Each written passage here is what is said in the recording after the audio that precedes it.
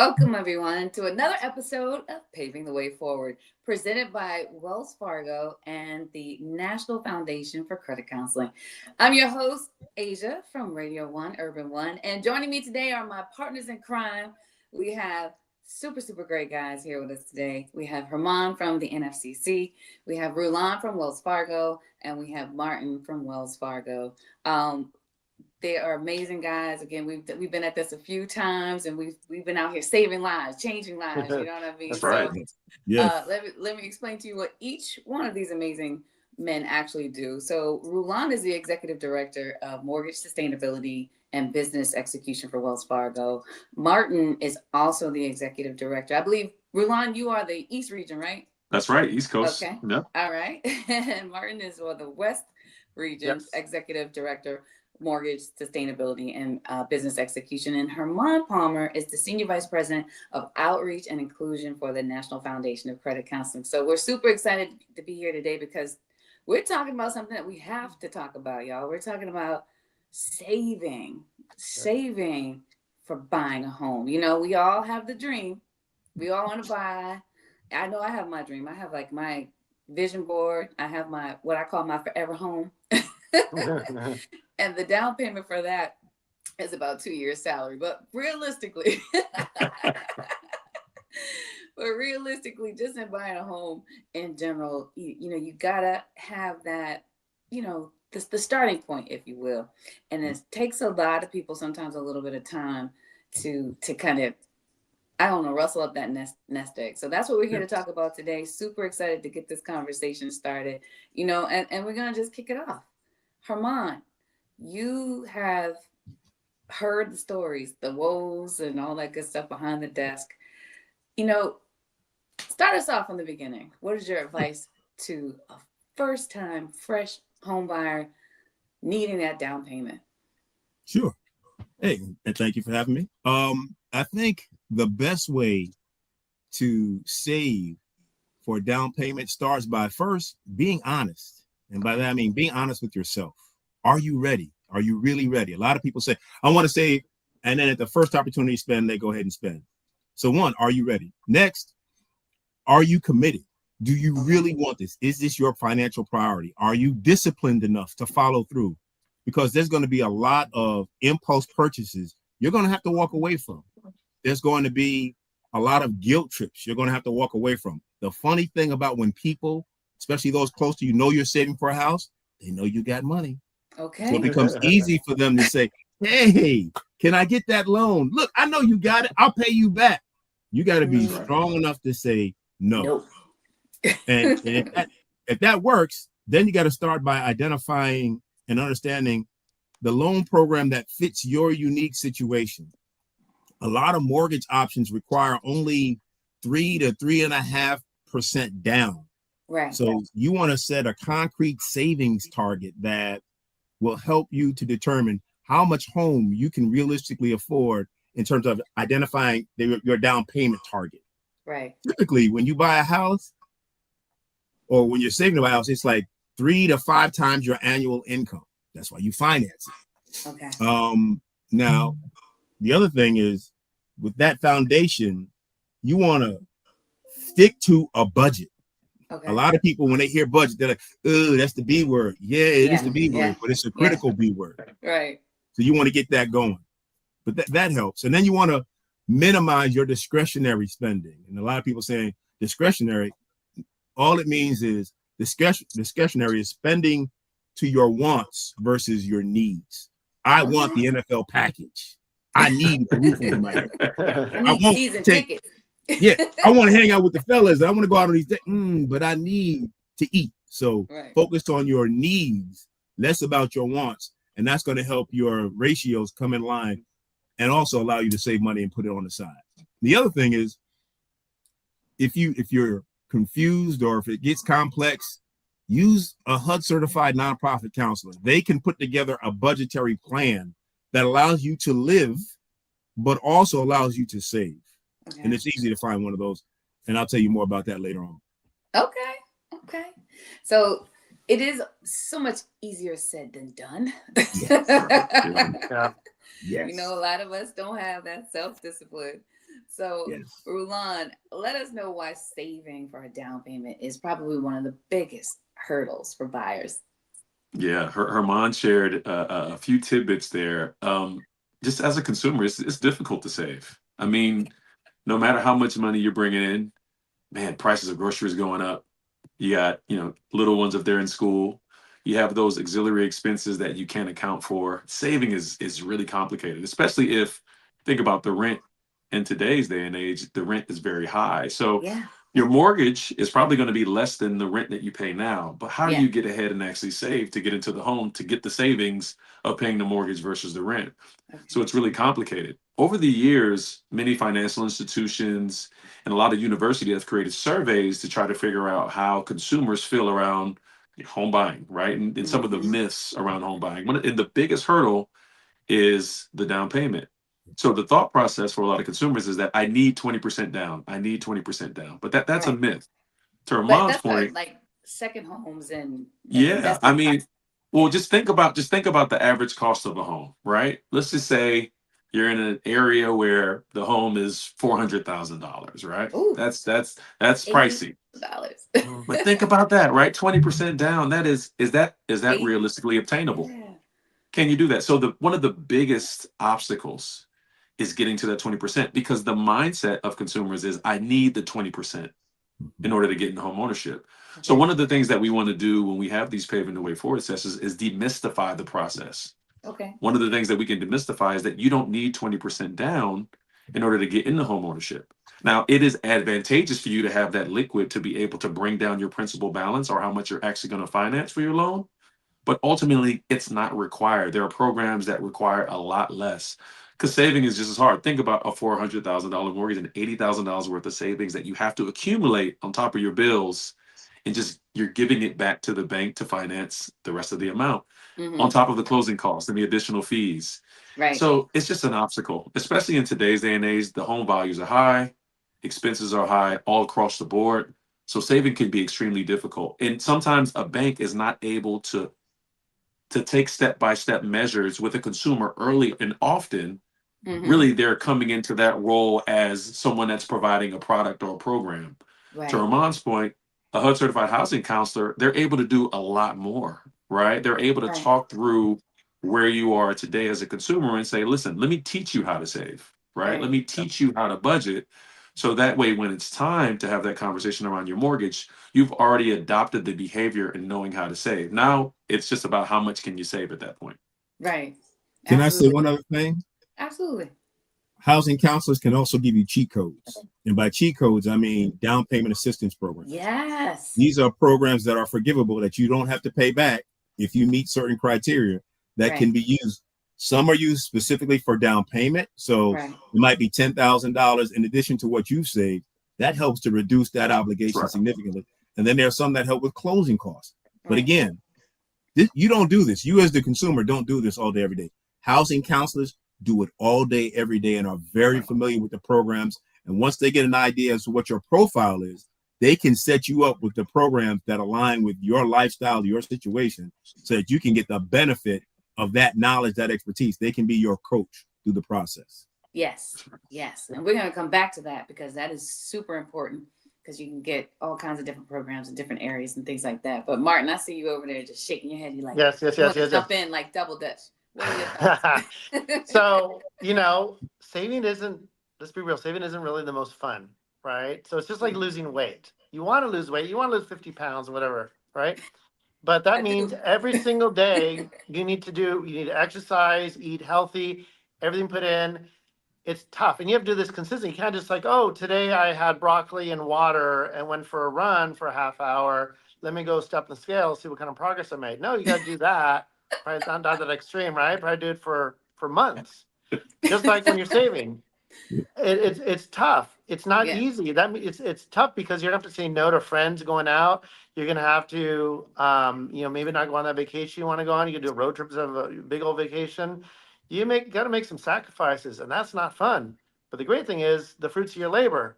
At the end of 3 months of eating healthy and going for a jog every day, you'll see it on the scale, something to celebrate. And just like that with savings, you'll see the fruits of your labor, and that means seeing a bigger amount in your savings account, and also being able to use a down payment to purchase your first home. So it's tough, not the most exciting thing to do, but so worth it. Yeah, It- absolutely. can I chime in? That so Martin, that's a great analogy, by the way. You like analogies, I know. That's I love them. So, but you made me think about so as as you're changing your behavior and you're saving and saving and saving, now you might have saved this large amount and you might have exceeded your expectations, right? And Mhm. so now when it's time to have that conversation around your mortgage, you might find out that you don't need to use all of that money that you saved up. So now your behavior's changed and you got a little bit extra, right? To maybe put new furniture in the home, to buy another expense. And so now, to your point, Martin, you've changed your behavior. And now you might be rewarded that and some by just changing the way that you think about finances. So I just wanted to share that point. And I'll take it a Great step example. further. Sometimes, we can motivate ourselves, or people around us can motivate us when it comes to changing our behavior. So again, back to weight loss, maybe you need a personal Great trainer, maybe you example. need Are an you trying to lose accountability. weight, Martin? Is No, that I'm what you're trying good. to tell us? Or maybe an accountability partner, right? Yeah. Well, that's where HUD certified housing counselor comes in. They can be your accountability partner to stand by your side, motivate you along the way, show you the tools and tricks to get it done, and ultimately get you to that the goal you're intending for yourself. I love that. I love that. And don't get discouraged like we do when we step on the scale That's and right. it's not quite where we want That's it to right. be. That's right. It's That's right. a marathon. It's not a sprint. It's a marathon. Yes. Okay. So, Herman, you touched on some great points. You talked about mortgage assistance programs and things like that. Again, those are your cheat codes. Yep. But let us know, we do have those assumptions that we need 5, 10, 20% down. But realistically, what does a person need for a down payment?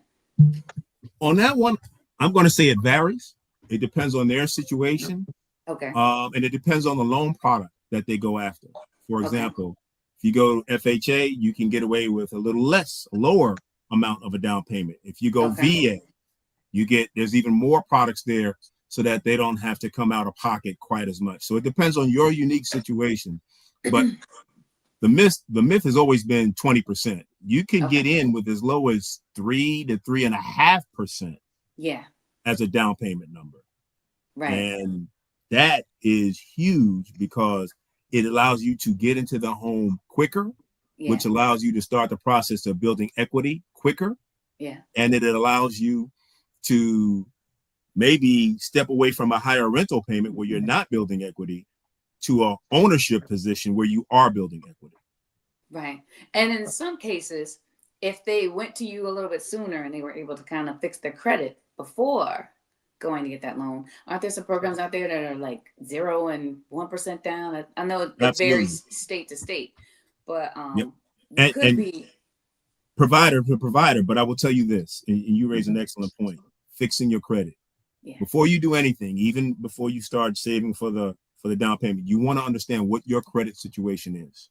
Right. And all credit is the report card for how you manage and service the debt, your level of indebtedness.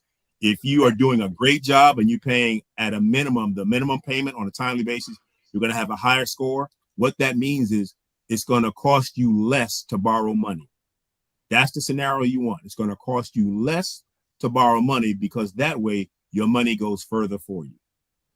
Great point. Great point. And listen, the more you become financially whole with the support from a housing counselor, a housing advisor, a trusted source, the more options you have when you come to the bank, right? When your credit score is higher and your income's higher or your savings is a bit higher, the options are vast. The options begin to shrink as your profile shifts, right? So let's just say you have a high credit score, yes, but your income is fairly low and you're not able to accumulate enough savings. Well, your options shrink, right? Let's just say if you have high income and you have enough for savings, but your credit score is extremely low, your options shrink. So as you're planning and preparing, you think about your savings, right? To Martin's point, you try your best to change that behavior, get the savings intact. Herman, you mentioned the credit, right? Getting that repaired, getting your debt cleaned up, making sure that you have good credit and ready when you have that conversation with the bank. But then when you have that conversation, now all of the options are available. And it's up to you to make the choice that fits your financial situation the best. That may be, you know what, I don't want to put down 20%, even though I did the job of saving it. I want to take advantage of this program where I only put down 10%, but I get some incentives to cover some of my closing costs and my fees, right? So the more you're prepared, the more options are available when you have that conversation with your bank. When y'all keep saying 10% and 20%, I'm cringing. I'm like, Yeah, it's 3 and 5, 3 and 5. yeah, it's a lot. Well, the one thing about having the extremely low, and we're probably going to talk about this a bit later, but the extremely low down payments is you might be in a scenario where you have to pay what's called mortgage insurance, right? Okay. When you're paying around like 3 to 5%, which isn't the 10 to 20%, you're putting less skin into the game. So Okay. as the lender, when we're lending out that money, we have to make sure that there is some type of insurance in place to recoup those amounts that we were missing when you went to closing, right? So if you think about just 3% down for a $300,000 mortgage, that's a smaller amount versus the 20%. Mm-hmm, But that the mortgage insurance may require you to pay back monthly installments to cover the amount that you weren't able to cover at the beginning at closing. So just keep in mind that the lower the down payment, the more you may be susceptible to paying mortgage insurance each month. And sometimes with certain products, that could be for the life of the loan or until you have enough equity. So just keep Right. that in mind. We got to make sure that we share that too as a point of interest. Okay, we'll circle back to that. Absolutely. Now, are there some specific saving strategies that we don't know about that you could share with us, like helping us with working toward that down payment? Martin, I'll start with you. So I think you have to start with the existing job you have now and look at exactly where your money is going, every single dollar is going. You know, where it's discretionary spending, what her mom mentioned, your needs versus your wants. Right. Are you, if you need, what was the example you gave her mom about The NFL package? the NFL package or I think that's or the bunny ears, right, for the TV or something, right? That's it. That's the exact opposite. I mean, look at those things. So the decisions you make every single day with your spending, these micro decisions add up to something bigger at the end of the year. So if you're pulling in a good salary, but then you don't have a lot in the savings account at the end of the year, well, that means you're probably spending too much, right? Mm-hmm. So I know there's different apps and software applications you can use in order to track the dollars you're spending all the time, but also don't just track it, but you got to make decisions as to, hey, I got to pull back on something else in order to, and as a sacrifice, in order to get to the savings goal I want. So I would say start off with what you have now. Mm-hmm. I mean, of course, side hustles, side opportunities may be a good opportunity or a good idea. Right. But before you even do that, start with what you have going on today. Yes. So I know for me, when I bought my first house, my father helped me step by step. But when I bought my second home, I was a big girl and I did it all by myself. And so I had a certain amount of my paycheck go to an account that I couldn't touch. Mm-hmm. I don't know what it was called because it was a while back, but I just had like a certain amount every week that I didn't even look at, didn't even know it was there, didn't even have like a debit card to it. And it just was like, okay, in 6 to 12 months, I should have what I need to get this other place. So do you recommend like things like that, kind of like mind tricks to kind of? Yeah. So I know if you have, and everybody now has direct deposit from work, set that up, right? Don't just accept the check. But when they have direct deposit at work, sometimes you can direct your payment to go to 5 different sources or so. I've seen as many as 10 sometimes. Right. So yeah, you give yourself whatever you specifically need, but then everything else goes to savings account or to wherever else you're saving for. The great thing about that is it never touches your hands. It's yours. You're spending it on yourself, but it never touches your hands. You want to make it difficult to get to. Right. You can still get there if you need it, of course, right? But it's not touch your hands. Oh, I have this temptation, and I'm going to do something with it. No, it goes straight to savings account, and you forget about it too, right? So. Great point. Exactly. Great point. Exactly. The other thing is you want to break your saving target down into digestible pieces. Like I'm gonna save this much this week, this month, this quarter. That's cool. The other thing is, use your windfall income and allocate it towards your down payment, whether it's a bonus, a tax refund, gifts. You can do it like that. Last thing I will say is make yourself your priority. Pay yourself first. Treat yourself like a bill. Right. So many times we go through and pay all our bills, Right. and we only have a little bit left. Put that down payment at the top of the list. Pay that, and then let everything else fall out as it should. You should be living beneath your means, so that shouldn't be an onerous task. Ooh, that's hard to do. Hard to do. Yeah. It's so very worth it. If you're just joining us, welcome to another episode of Paving the Way Forward, brought to you by Wells Fargo and the National Foundation for Credit Counseling. We are going to watch this message and continue our conversation. When finding a home, every step matters. Wells Fargo is here to guide you with free resources at wellsfargo.com/mortgage education.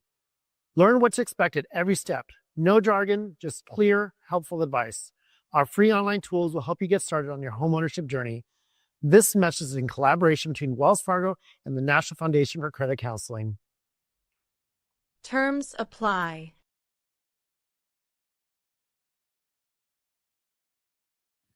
Wow. He looks Hey, familiar. Martin. He looks There you familiar. go. Yes, looking sharp, looking sharp.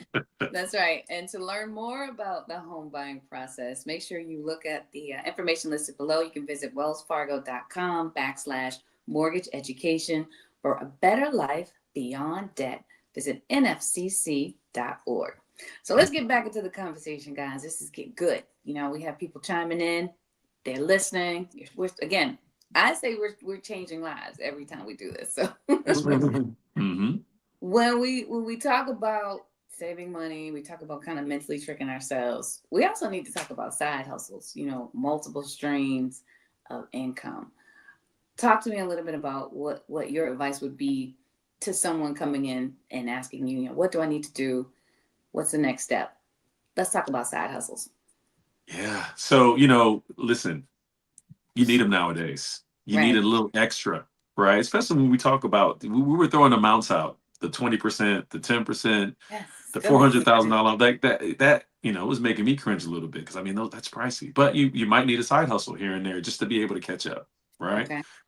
Income isn't growing as fast as how much the cost of goods and services has increased. So you might need to do a Uber Eats route or do Uber on the side or have a small business that you can generate some revenue just to help you with your savings. To Martin's point earlier, the behavior of saving, it's really a behavioral change. That side hustle can help expedite that a bit, right? Because now you're able to take some of that money outside of your existing budget, and now that's a surplus. Right. The one piece of advice I would provide is just think about the win. And as you're saving, give yourself a window of time where that side hustle is kind of maximizing the opportunity. The reason why I say that is if it is not a long-term solution of employment, then as you come to the mortgage company and we begin to review your income, we're going to count that side hustle as a long-term income, which will essentially throw your debt to income out of whack, possibly, right?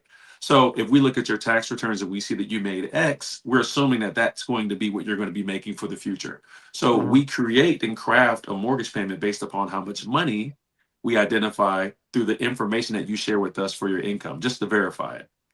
When you have a side hustle, right, that may show that there's additional income that will be sustained throughout time, which can impact how much you can actually be given in a mortgage loan. So just think about that. As you're saving, it could be seasonal, right? So if you're thinking about Christmas time, maybe that side hustle comes in November, December, and January. And then you know what?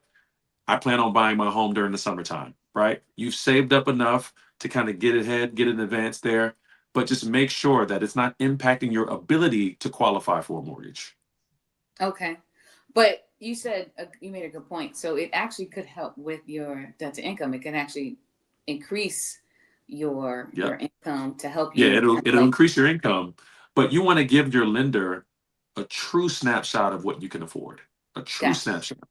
If it's a short-term surplus, as the lender, we're assuming that that's going to be income that's going to continue to come in. So now we see that your debt to income is lower because your income is higher. So for example, your debt to income might go to 20%. because you have so much income coming in from this second job.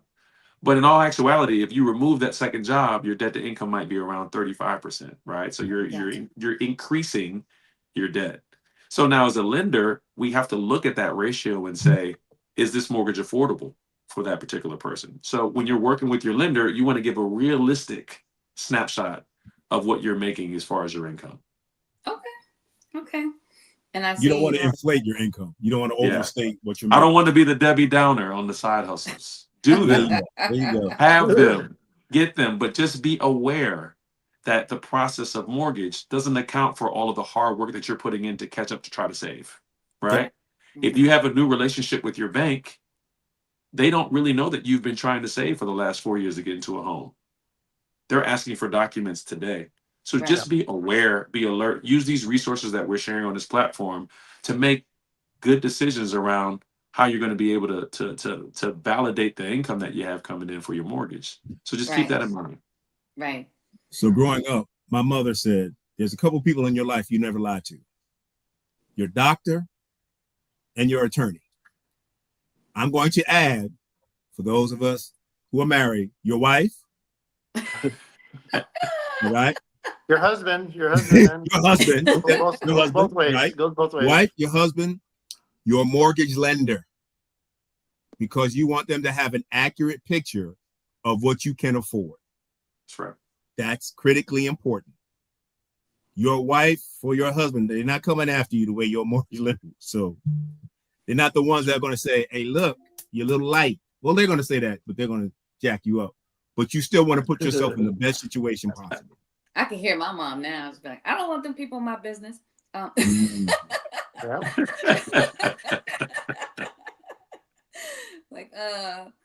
that's a good point. That's a good point. You know, Asia, when it comes to side hustles, Roland was talking about, it may be a good idea if your goal is to save however much money for a down payment. You have a goal in mind.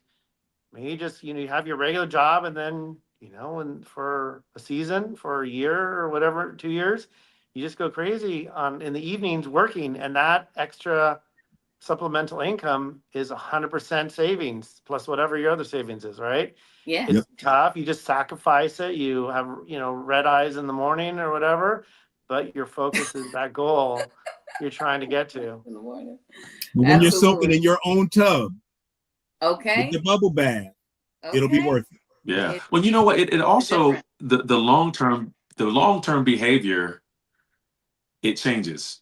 Because usually your home is the biggest expense that you'll have in your lifetime. Right. Now, if you can save for that, imagine if you're saving for a new car. Imagine if you're saving for, some other trinkets that you want to buy a loved one, a spouse. Like you're already going to have that ability to knock that out. If you're going to save $20,000-$30,000, I mean, you can save up to get, a new ring for your wife, or maybe a new couch for the house. But you've learned that behavior. So one of the hardest obstacles is getting that down payment for such a huge expense. But once you change that behavior, it'll be really easy for you to be able to adjust for smaller increments that you need to save. So the behavior change is going to be crucial for any expenses in the future. Yes, I like that. What do they say? It's only 21 days to develop a habit. There you go. That's right. Keep that pattern going. So we were talking about grants, and we were talking about you having the cheat codes, Herman. Let's dive into that a little bit. Are there grants or assistance programs for first-time home buyers? Tell us a little bit about those. There are. And this is why you want to get with a HUD certified nonprofit counselor. Right. Because they know all of them, especially those in the market. You can qualify just by virtue of where you live. You can qualify by virtue of your employment.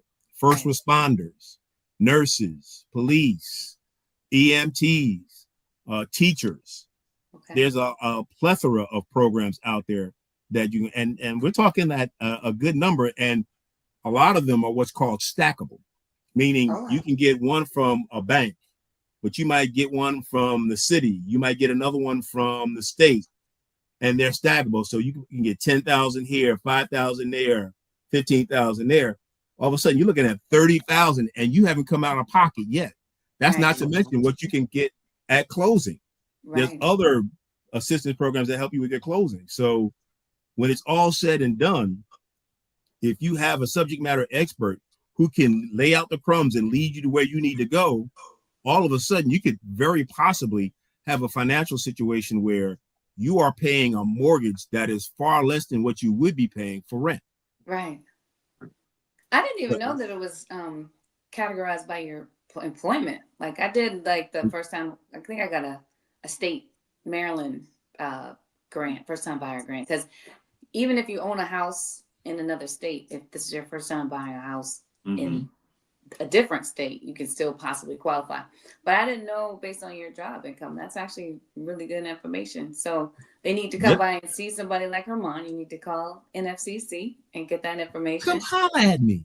Yeah. And Herman, you made a good point about the topic of it being stackable. Being able to add and layer the different programs just puts you in a better financial situation, right? Municipal government, city, county, state level, usually get funds from the federal level or funds through a state budget. And then that money is allocated, and a lot of it is earmarked for community development and housing, right? So usually that's affordable housing development or creating first-time home buyers. And usually they work in tandem. So what you'll see a city or local government that will make an announcement, usually around when a mayor might be reelected. Sometimes that's a part of the conversation around reelection is I'm going to increase the budget for housing. And so you might see an influx of $30 million go towards housing. And then as you're reading this as someone that lives in that community, you might be like, well, where is this going to go? All of a sudden you see a program where it's, $20,000 for eligible first-time home buyers if they live within this zip code. Right. Now, at that point, as long as your lender, right, the lender or the bank that you bank with, who you're maybe interested in having a mortgage relationship with, is a part of that program as a preferred lender, to Herman's point, you can take the programs that are available for your lender and then layer them with the $20,000 that you get from the city while that money's still available. Now, at that point, you might not have to come out of pocket at all, right? And so now imagine you've saved, right, for a year and you have $30,000 saved up, ready to go. You find a program through your lender and they're going to give you 10. Then you find a program through your city and they're going to give you 20. Okay. Now you can put down 60 if you like, or you can take that 30 that you're getting from the city and your lender and use that towards your down payment. You might have to cover some closing costs, or some of that money might include the closing costs, but now you have $30,000 that you've saved that you're able to furnish the new home, use it to continue on your savings journey. But those programs are critical, especially nowadays with the cost of home ownership. Those programs, those down payment assistance programs, they're focused on first-time home buyers, but you also have some that may be re-entering home ownership again. Yeah. So they may not all be for first-time home buyers. They just may be someone that's purchasing in a specific market or a specific neighborhood. Okay. All right. Well, that actually leads me to my next question. What about those second homes? What about vacation homes? What about second properties? Like, can you use these same programs for that? Yeah, not typically. Okay. So I haven't seen any down payment assistance programs where, again, it's programs where you don't have to repay it typically back. Usually those are focused on, you're having it or using it for your primary residence. Right. Now, as Roland mentioned, it doesn't necessarily always have to be for first-time home buyer. You could actually have a home right now and you're living in the home and you just want to transfer to another primary residence down the street or down the, or on the side of the country, whatever. So in many scenarios, whether it be through the programs through the lenders, such as Wells Fargo, I know we have it, or other lenders, or with the state and municipalities, you may want to look into, with the help of a HUD certified housing counselor, look into the program details. Because there are some scenarios where, as long as you're making the next home your primary residence again, then you may qualify. There may be opportunities there. Yeah, you just may want to upgrade, That's right. Yeah. That was your first home. Now you want your next home. Your forever home. Oh, my forever home. Yes. Or you might want to give one of your children. And hey, my child is my neighbor. There you go. I don't know about that. That's a good. That's a good. I understand a child's going to like that, but hey. That's a really good dream. Hilarious. Okay. So, Herman, are any of those programs that, Martin was talking about as far as like purchasing another home or a second home or upgrading your home, are any of those staggle programs available for those types of purchases? There might be. I don't think that there's as many for those as there are for first-time home buyers, but there could be. It all depends on the marketplace and what the objective for the community is for that in that scenario. Okay. Yeah. All right. And usually there's I wouldn't say there's built-in down payment assistance when you have your home, but if you have your home long enough, your primary residence, and Right. you accumulate a ton of equity, right? You can pull out that equity and then use that for a down payment for that vacation home or for that second home. So you really, that's the benefit of home ownership, which is different from renting, right? You actually are investing into the ownership of that property and the equity that goes along with it. Right. So if you're living in a home for 10 years and you accumulate over $150,000 worth of equity, right? It's not tangible unless you want to use it. Now you see the second home, another part of the country, and you know what? I see a condo and I want to, we go to vacation there all the time. It's getting too expensive for us to just rent. How about we just purchase a condo there? Now you can use some of that equity and use that for a down payment for the condo, right? For that vacation home. So there is built-in equity in home ownership that is essentially, it can be used as a down payment for a second home. Okay. Well, your home is your biggest asset. And so that's why we're trying to encourage everybody to definitely achieve that dream. It's one of the largest investments that you'll make. And that's why I'm super excited every time we take the time to have these conversations. If you're just joining us, welcome to another episode of Paving the Way Forward, presented by Wells Fargo and the National Foundation for Credit Counseling. Join us as we watch this message. How much do you really need for a down payment? While 20% is often recommended, many homebuyers secure loans with far less. Some programs allow as little as 3% down, depending on your financial situation. The key is understanding what's right for you. Want to explore your options? Visit wellsfargo.com/mortgage education for trusted guidance on down payments, loan types, and budgeting for homeownership. Because the right knowledge leads to smarter decisions. This message is a collaboration between Wells Fargo and the National Foundation for Credit Counseling. Terms apply. Good job. I love that. It looks familiar too. Yeah. I love the information. I love the fact that people are chiming in. We do have a couple of questions. So a gentleman just wrote in. He said that he has been working his part-time job for 4 years, but he's not planning to stay at the position. It's something that he started doing when he was getting his son through college. Mm-hmm. But now that he is getting older, he can't continue to take on 2 jobs. Is that something he needs to mention to the bank? What are your thoughts? Yeah, I mean, so that's Herman, I'll if you don't mind, I'll chime in and we okay. can Go He's been there for 4 years. We were ready. We were chomping at the bit.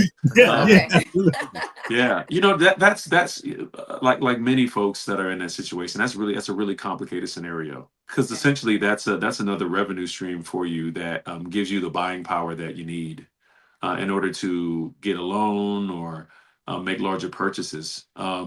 So supplementing that income is going to be pretty difficult, especially if his primary income isn't allowing him to have that revenue that he's looking for, hence him getting that second job. So it will impact your ability to make larger purchases if your income does decrease, right? Now, if your income is decreasing, but also your debt is decreasing as well too, when you're having that conversation with the bank, really the amount doesn't make a difference as long as the thresholds are working, right? Because they're going to look at how much money you're making at your primary job, and then they're going to look at how much debt that you have in general. Now, the more income you have, the more minimal that debt will feel in the ratio. But when you start to cut down on your income, now that threshold becomes a little bit tighter.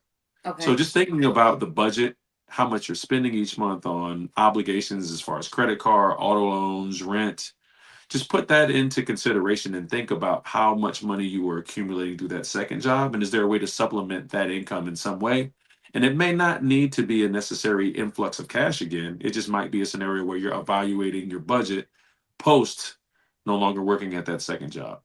Okay. So I got one. Go ahead. Couple things. One, is he looking to, I wasn't clear. If he's trying to buy a home, then yeah, everything. If he's already in his home, he doesn't have to worry about it. That's one. That's right. If he's looking to buy a home, then what he might be able to do is maybe change your thoughts, because you can buy a multifamily up to, I think, as many as 4, still count as single family. And guess what? The rent that you're getting from those other 3 apartments supplements your income, and that pays for the property that way. So you might want to change your perspective. Good point. Right. Good point.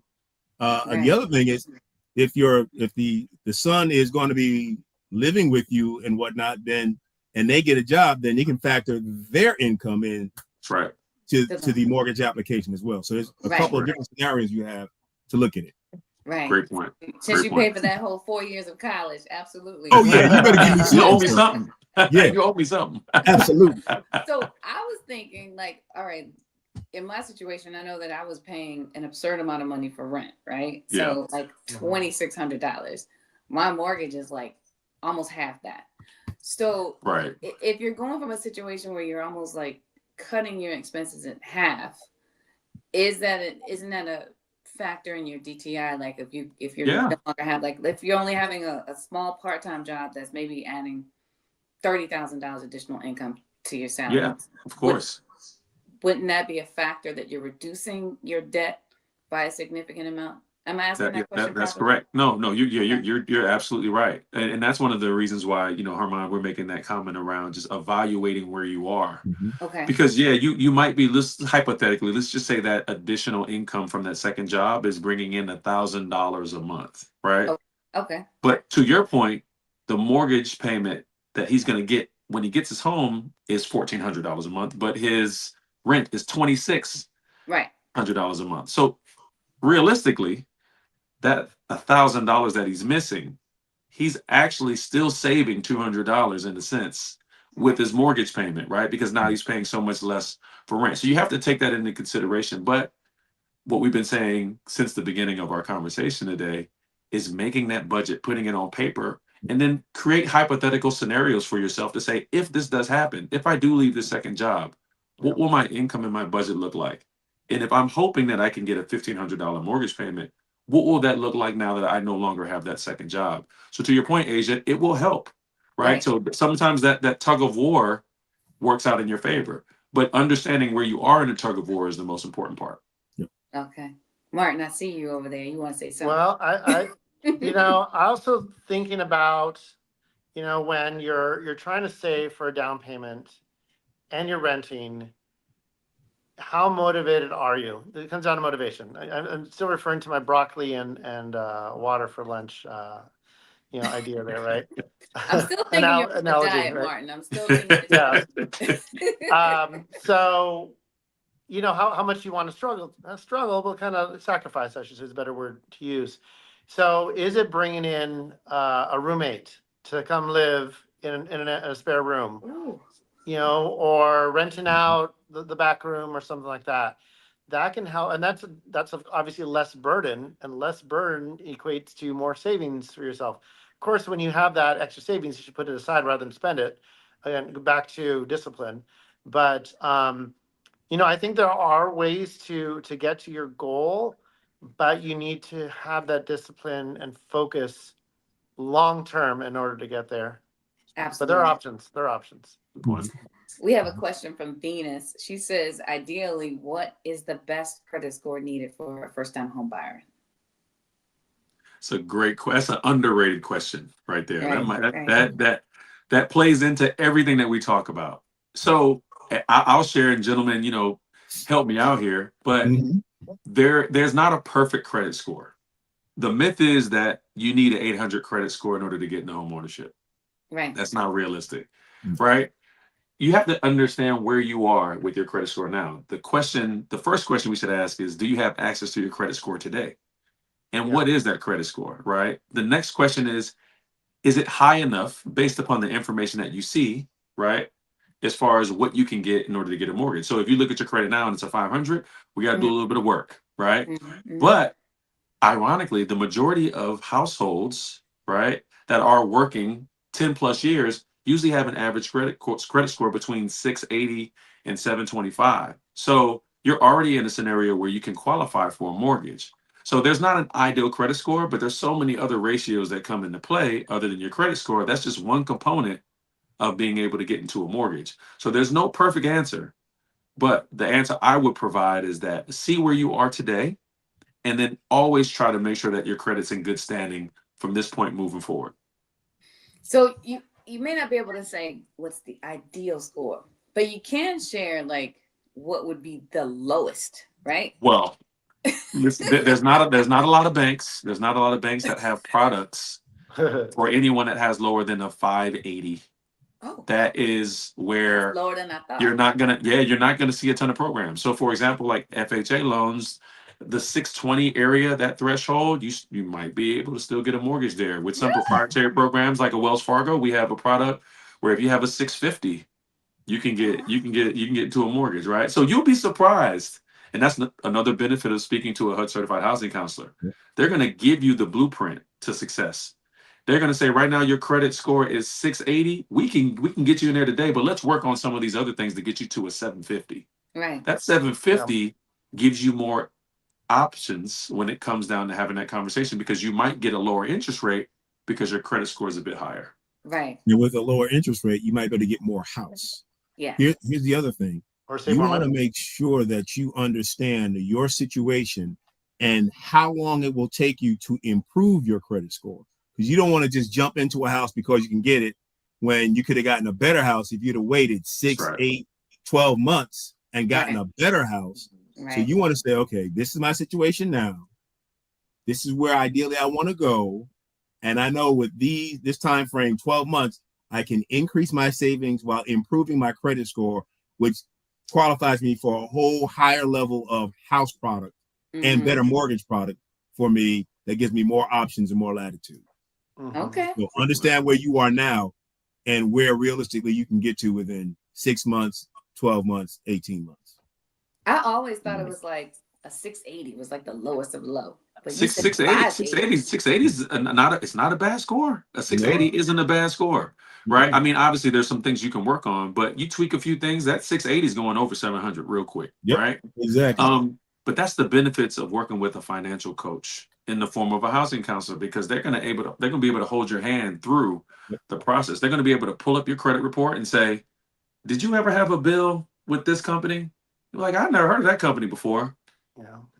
Get it cleaned up. That was my story from a couple episodes ago. Remember? Yeah, where we're gonna buy a home, and well, I'm not gonna throw out any names out there who was, but yeah, it was someone who opened up a cable bill in my name in Las Vegas, and I don't live in Las Vegas, and well, you owe it's in collections for $3,000 or whatever it was. What kind of cable was that?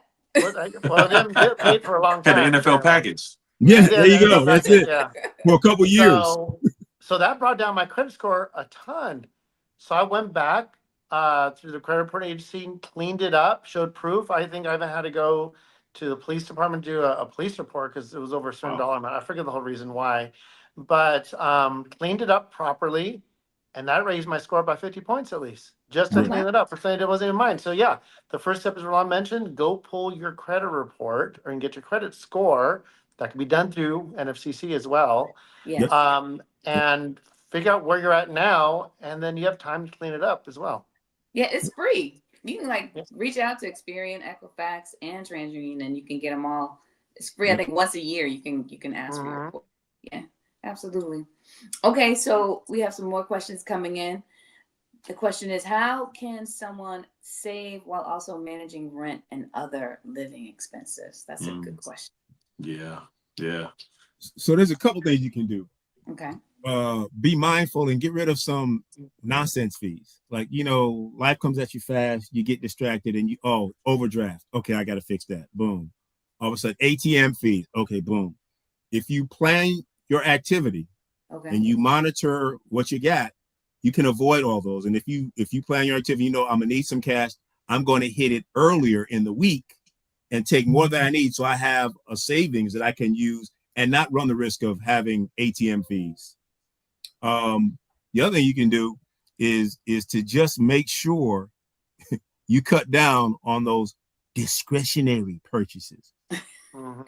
I'm not a coffee drinker. I know people need their different brands of coffee, Buck Stars and stuff like that. I get it. Bucks. Not Buckstars. Buck It's a Stars. new place.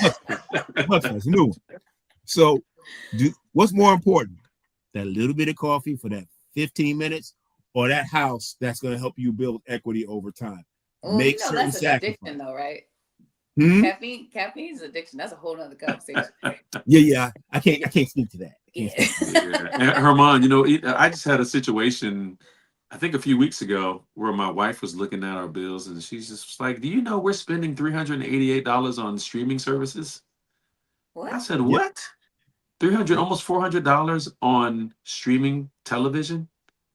Yep. So, you know, we were paying DirecTV to pay for HBO Max, to pay for Hulu, to pay for Netflix. And, you know, it's a reoccurring bill when you have some of these streaming services and the price might go up. And if you're not checking to see how much the price went up, you're just automatically back into another contract each year. So we were paying close to $400 in streaming expenses. Now, is that an expense that I need? No. So imagine saving, you know, 400 on top of whatever else you need to save, and you do that for, you know, for a year or so's time frame. You know, that's, you know, over 4 or 5 grand, and I'm saving right there. You know, it's just some of those expenses. Sometimes they're out of sight, out of mind, just because you're living life on a daily basis. But when you're intentional around what your budget should look like, you start to notice that those things may not be as important in relation to what you're saving for. So what'd you Yes. do? What'd you do, Ramon? I cut out. Well, nobody's listening, right? Well, Right. I cut off half of those because I had to ask, how often am I watching Hulu? How often? I don't. So I had to ask my daughter, "Are you watching Hulu?" She's like, "What is that?" I was like, "Oh, well, then that's Yeah. the Let's first look it all. thing." It's like, "What is Yeah. Hulu?" So I was like, I cut that bill in half, which will help me with my budget as well too. I'll give you a cheat code on those, right? So I only have Yeah. like 2 streaming services. If you let them cancel, they will give you like 6 months free and give you like a ridiculously low price. Like I think I got Stars for like $20 for a year. Come on now, Asia. Come on now. All right, share. Just give Come you a on little now. cheat code. Just let this So say, I'm done with it. They're gonna call you back. Like, please come back. You know, one I other don't- thing you can do is keep a spending diary Yeah. of everything you spend every day for a month, and then go back and look at it, and you'll be surprised. But you got to be diligent. You got to record everything. I don't care if I just bought a sticky gum. It's only 20. I don't care. Record it, and Write it you down. will see where your money's going. So you could do a Accountability diary. does help. So Herman, It you could helps do a with your diary, dieting, or too. or you can look at your credit card statements too, right? I prefer my diary. I'm just kidding. So the credit card statements, and see what are the recurring charges on there you just, forget about, like Rulan's, Hulu, or I'm not gonna mention names, right? Subscription services, right? Or maybe on your iPhone you have, games or something you signed up Yeah. for some introductory, first month free thing, you forgot about it, or Yeah, that that box that shows up at your front door, a couple times a week, from this place, right? Sometimes there's recurring charges on that too, or subscriptions, right? Do you really need those things? Do you really have to have that, right? First, Good the point. impulse buying. Look at that full picture on your statement, your credit card statement. See, where is the money going? Okay, there you have it. Okay, and that leads me to our next question. What are the common mistakes people make when saving for a home? Mm, What do mm. you see consistently when they're sitting in your chair, Herman? I would say not factoring in closing costs and other expenses like inspections, not having a clear savings plan. Have a specified targeted amount, because then you'll be more disciplined and diligent when doing that. Do you know how many people buy homes and skip the inspection because of how much it costs? Yeah. Don't Which do that. is Can't do it. insane. You cannot do that at all. We'll have to have a whole nother conversation about that. But Oh yeah. People overlook the assistance programs that we were talking about, down payment assistance programs. Yeah. Those are really Gotta do research. impactful. Gotta do your research. Yep. Yeah. One of the things I would mention is, we all don't have valuable resources that are around us in certain situations where we don't grow up with, someone who's been a homeowner who knew how to save. So we might be coming into this on our own independently, not understanding where to start. Right. One of the biggest mistakes is not having someone that can give you valid advice Yes. to help you through your journey. That will tell you, hey, you can pull up your credit report for free. Or, hey, this is your budget. This is what a budget looks like. That's why we always advise to visit a HUD-proof housing counseling agency, speak to a HUD-certified housing counselor to have that trusted voice. We have a lot of information at our disposal on our phone. Sometimes we have a bit of misinformation out there too. And one of the common mistakes is falling into the trap of listening to someone who's had 5 or 6 homes, that's investing, that's flipping a house here, flipping a house there, when you can really find a unique source in a housing counselor to help you on your journey. Absolutely. Absolutely. And Martin, what's one piece of advice for staying motivated while saving? Have an accountability partner, whether it is a HUD certified housing counselor or your spouse or a relative or a friend. Say, hey, how's it going? Right. And I think that helps you stay motivated on those micro wins every single day as you're making progress, right? And maybe celebrate, not spending any money, but celebrate the wins, right? Every month you're seeing the dollar amount increase. Celebrate those wins in meaningful ways that are free. I love that. Herman, same question. I'm sorry, say that again. What's one piece of advice for staying motivated while saving? What would you give? Start with the end in mind. Think about what you're going to gain, what you're going to benefit, and how it's going to be transformational for your family, how it's going to allow you to accumulate wealth and give you a brighter opportunity moving forward, because you'll have something that you own, an asset that appreciates. And that's pretty powerful in our economy. Yes, creating a legacy. And Rulon, what would be your advice? When in doubt, with all of the information that we shared, you got 2 places you can go: wellsfargo.com/mortgage education or nfcc.org. Use those resources to get the information. If you didn't get enough valuable information there today, I don't know what to tell you. We're going to come back again next month and give you some more. But visit those 2 resources, and they're going to be extremely helpful for your journey. Yep. Absolutely. Again, guys, it's always so much fun. And the hour just always goes by so fast, because I feel like I just started here with you. If you're just tuning in, joining us today, we have Herman, who is the Senior Vice President of Outreach and Inclusion for the National Foundation of Credit Counseling. We have Martin, who is the Executive Director of Mortgage Sustainability and Business Execution for Wells Fargo, the West Coast region. And then we have Rulon, who is the Executive Director of Mortgage Sustainability and Business Execution for the East Coast. Always such a great time hanging out with you. The best ways to reach everybody, again, if you need to learn more about the home buying process, you can visit wellsfargo.com/mortgage education. And of course, we all want you to have a better life. We want you to know to get out of debt. We want you to learn so much more. But for a better life beyond debt, visit nfcc.org. Man, you guys are so much fun. I always appreciate hanging out with you. Always, Thank you. Thank you. It's always a blast. Thank you. We're going to do it again next time. Absolutely. Listen, you can follow me at Always Ask Asia on Facebook, Instagram, Twitter, and TikTok. Again, that's Always Ask Asia. And before we leave you, we'd like to leave you with this. Buying a home is a major milestone, but it starts long before the search begins. Understanding your credit, managing your debt, and setting a realistic budget are key parts of the journey. That's where credit counseling comes in.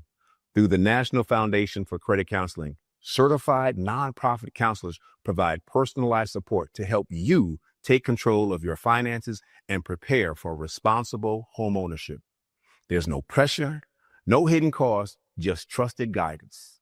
You'll learn how lenders view your credit, what you can afford, and how to improve your financial profile so when you're ready to buy, you're truly ready. Before you find the right home, find the right path. Start with the National Foundation for Credit Counseling.